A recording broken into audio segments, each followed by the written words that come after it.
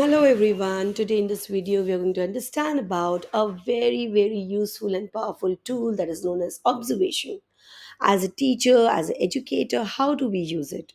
What is the purpose behind that? How exactly is this tool going to benefit the teacher and the student? Let's understand that. What are systematic observations? Systematic observations are intentional, structured, and purposeful way of watching and recording child's behavior, interactions, and work.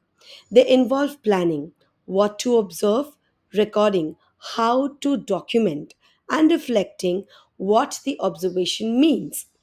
Now let's understand what to observe. Exactly as educator, what do you want to observe in a child? One is child's achievement. Second, the interest and the willingness of the child, the abilities of the child in your classroom. Third is the learning style.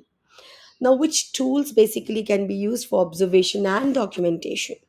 Anecdotal records, checklist, photos and rubrics, work samples of your students, audio recordings. These are the various tools which the teacher should use as a part of observation documentation.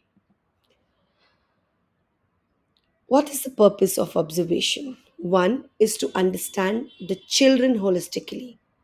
Second is to inform teaching practices to make learning visible. These are the three important purpose of observation.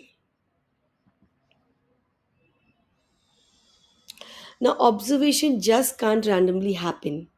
It requires proper planning, various steps involved to make it more meaningful. First is plan your observation, set your focus, choose the methodology, schedule the time.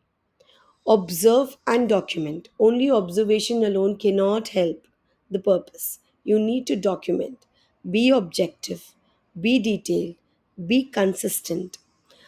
Analyze and reflect your observation.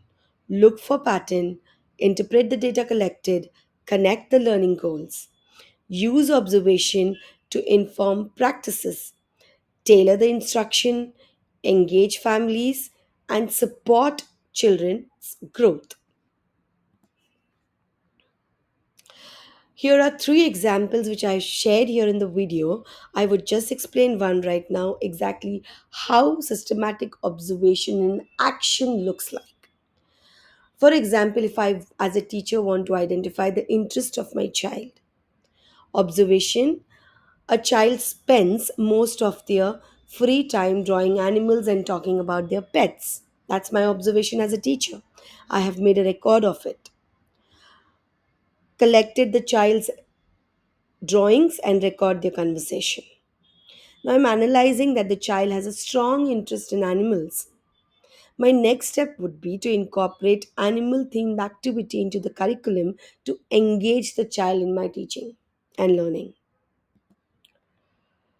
How exactly the systematic observation benefits the teacher, the child, and the program.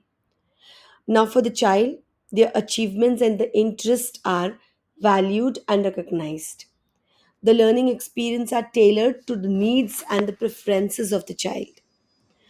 Observation provides a deeper understanding of each child to the teacher.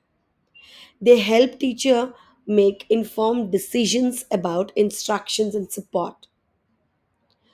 Documentation enhances the program quality by making learning visible, and it supports the accountability and communication with the families. These are the practical strategies which the teachers can use for observation. One is schedule or create a observation schedule. Use multiple tools, involve children in your observation, connect with your colleagues after observation or collaborate with them to share your observation, reflect and adjust your teaching and learning practices accordingly after observation. These are the practical strategies which you should as an educator use while you are using observation as a tool. I hope this video benefited everybody who actually have been using This video will help them to reflect, were they doing it properly, were they doing it systematically and meaningfully. And those who are looking forward to use this tool in their teaching and learning will help them how to go about it. Thank you for watching.